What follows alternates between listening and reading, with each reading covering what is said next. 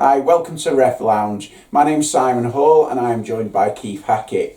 And this week we're going to be talking about the Premier League and all the action this weekend. Lots of great goals, some absolutely outstanding referee decisions, a few decisions which definitely could have been better. So we're going to discuss that. Now, one of the obscure laws, in fact there was two at the Norwich City game. The first one being the penalty retake, the second one being a second ball on the field of play when the goal was scored.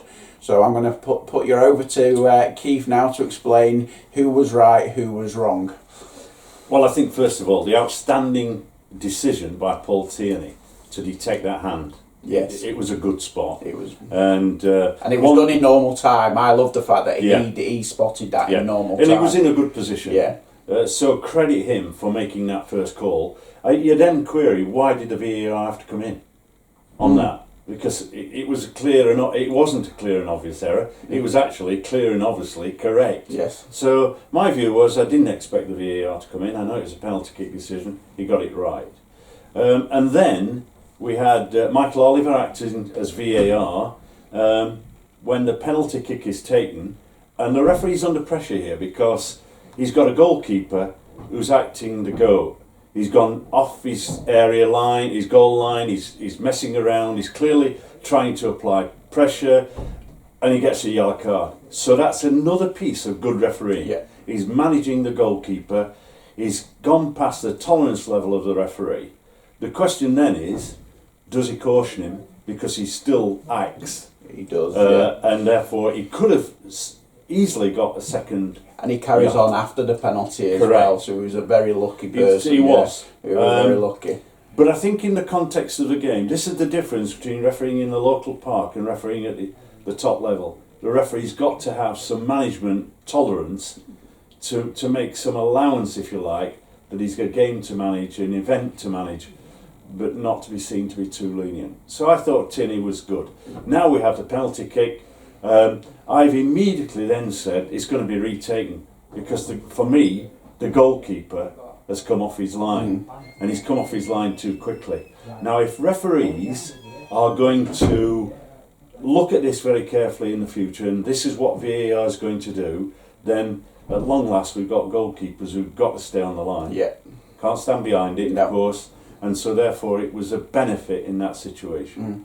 And then you've also got the active player is the person who kicks it out. Now he's in the area, and I know there's a comment where they're saying his foot's not on the ground in the area, and I've seen this. He runs in, it's a save, he kicks it out, and that retake there is because of that active there. If another player who wasn't in the area clears that ball, then that's it, that's the end of it. But because the player was in the area and he clears it, that's another reason on the retake.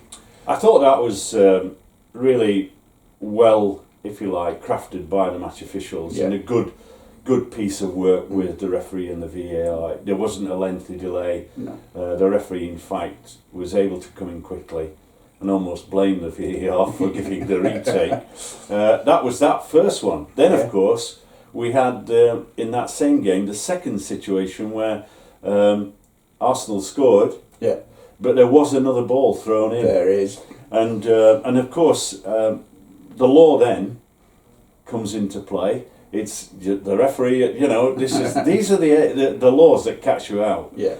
Because that ball, a second ball, had it interfered, then it's an immediate stoppage. Yeah. The goal would have been ruled out. It didn't interfere with play, No. and I go with the referee's judgment on that and the VAR's judgment. Yeah. It didn't impact on the game, so therefore just allow the goal to be scored and then turn and go away. I think body language helps a lot there because nobody appealed for it. It was in, that was it. No one pointed to another ball or anything. So, and I think it is one of those, look at body language, it'll give you your answers and you pretty much know straight on. And Tierney's, I think he's really up to it. I thought he had a bad game really early on in the season and he seems to be going from strength to strength to strength, and I hope he carries on because I just feel he's carrying a bit of authority on the pitch at the moment. I agree. I think he manages his players very effectively. I think what's also interesting is the movement of our referees, and I said it a little bit last week. I think the movement profile of our referees has gone back to diagonal penalty area to penalty area, because we saw some real critical decisions being given from that left-hand side of the box, and we've gone back to what are, if you like, the dynamics of the introduction of the diagonal system by Sir Stanley Rouse way back in time, all aimed at the referee maintaining the vision of the assistant linesman then, in Sir Stanley Rouse's days, and not turning his back. And of course, I've been critical of referees moving to the right-hand area of the penalty area, turning the back on their colleagues, and then looking in, and perhaps both having the same view. So for me, I think Tierney produced a good performance, and let's hope that he keeps that standard. Definitely. Well, the force field seems to have been removed as well, because you're mentioning going left, and I always have a joke when I watch young referees on at grassroots that there's a force field. As soon as they get to the area, I'm not allowed in there, I'm not allowed in, and they stop. But that's not the case at the moment, and I'm going to pick on Lee Mason on this one, because it's not a pick on, it's a shout out to him, because there's a moment there where he's running towards the edge of the 18, but then he cuts left and he's got a complete side-on view to everything that's happening. So his assistant's there, he's got a view through there, he knows what the assistant's seeing, but he wasn't the only one. No. They all were doing it. They were all going in the area. And did you notice the dynamic sprint? Yeah. Because, I mean, he he's one of the older members of the group. Yeah. And he's sprinting like a chicken. Yeah. I mean, and great credit to him, because one of the things that we're recognising is they're suddenly working a bit harder on the field of play. Yeah. And isn't it amazing that the decision quality has gone up? Yeah. So, for me, again, I think some good positives from refereeing this week. They really were, because I mean, we've got all the fixtures on here and all the referees on there. So we've got on the other one I wanted just to pick on here before we move over is because there's a few different decisions, especially on these particular two games. Because I mean, I'll mention David Coote, because I think David Coote had a good game there, because that was a good battle, but there wasn't too many incidents actually in that game, which is credit to David on there. I've got a shout out here on the Man U and Villa game is Craig Pawson, because Craig Pawson, as we know, has been abroad.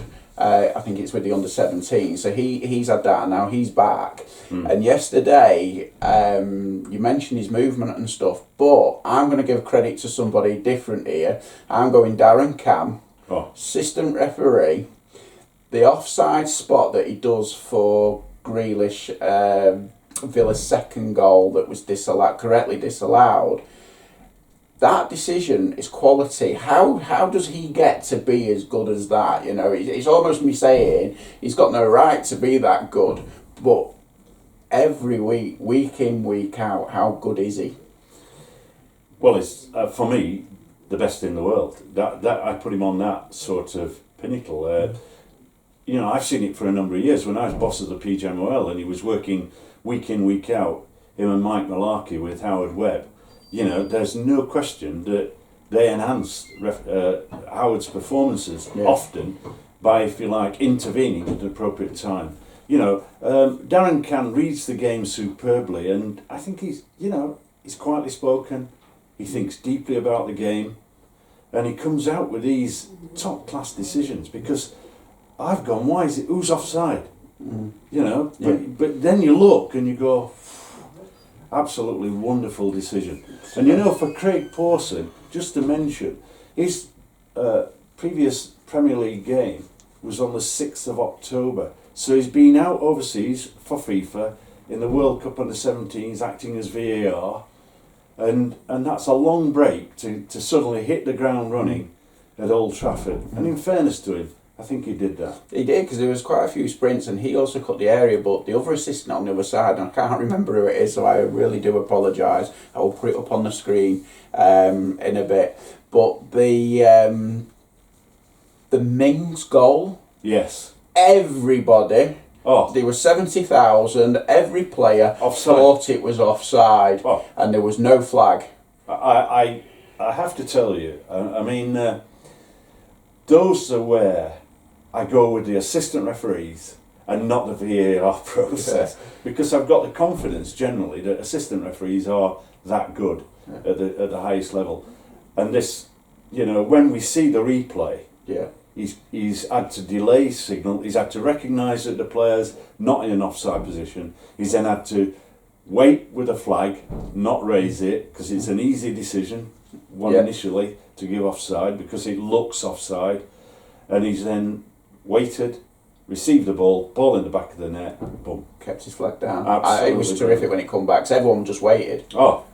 Even the player himself just waited My first view was, he's got to rule that out. Yeah. And then we got the process, because we're looking at the protocol of a later game where the referee puts his flag up. Right. Fortunately, the referee's alive not to give offside. Yeah. And the ball's in the back of the net. Well, we'll move on to that, because that was the Leicester and Everton game, and VAR come in for a few different areas, because there was the potential penalty on Vardy, which was correctly not given. Then it went out and Chilwell goes down, of which he gives the penalty for that particular one, but then VAR actually overturned that. I'd have liked the monitor on that one, purely on the basis because there was no card for simulation on there, and there's no contact. So, he waited for the tackle didn't come. I look at this referee, and he's gaining in stature and confidence. He's got presence, and he's a tall guy. Yeah. He's got authority, and he's got the confidence to allow a bit. He doesn't jump in on every challenge. He allows the game to breathe, and this is what top class referees need to do and should do. In reviewing that, he's in a good position. And this is what makes life so difficult, because afterwards you might say, well, it's been overturned, there was no contact. He's only got one view. Yeah. And therefore that one view says, from his angle, contact has been made, he thinks, therefore he's awarded a penalty kick. Yeah. He's been good enough to spot the first one, because we had two incidents within a matter of seconds. And he's got a good view of that, and he said no. Then he goes there and gives yes. Yeah. And then the VAR correctly comes in and rules it. This is where I think post-match referees could be helped by the football authorities, because I think in certain situations I like the Scottish FA's approach, and that is retrospective punishment of acts of simulation. Yeah. I don't want yellow cards to be given to players who've actually been fouled, or they look as though they've simulated and they haven't. But I think on that one, he should have had a yellow card. Really, really good. No question, it was a cautionable offence. And then that was the game, obviously, for the winning goal, in the last dying minutes, where VAR came into its own, because it was a winning goal. The flag goes up, it was onside, and he allowed it. Now, my question is, if that flag goes up, which is what we're doing, even though we've just mentioned that Darren can, he's spot on, that's Champions League, that's brilliant. But on here, the flag goes up instead of waiting to see the outcome. For a split second, does a defender lose half a yard that makes a difference? It's a really great observation, because invariably when the flag does go up, players tend to stop. It's the whistle. The whistle blows, players stop. Play to the whistle. Correct. So in this situation, I think we've got to get into the Champions League format, the format that, if you like, FIFA used through Pierluigi Collini at the World Cup, and that is don't flag, let the outcome and then review. Yeah. And I think that is a much better scenario, because I think in this occasion that if those players had stopped, we wouldn't have had that winning goal. Yeah. So for me, again, another application of VAR. Why am I for VAR? Why have I always been VAR? Yeah. I'm for it for that reason, but I do agree that on the penalty kick, if Graham Scott had been allowed to go to the pitch side monitor, it sells the decision better. Yeah. And the authority visually stays, because I've heard once or twice the comments, who's in charge of the game, the referee or the VAR? Yeah. Whereas I think we want to retain that, as per Law 5, the authority and the decision making with the referee. Brilliant. Right, that's the end of part 1. Join us shortly for part 2.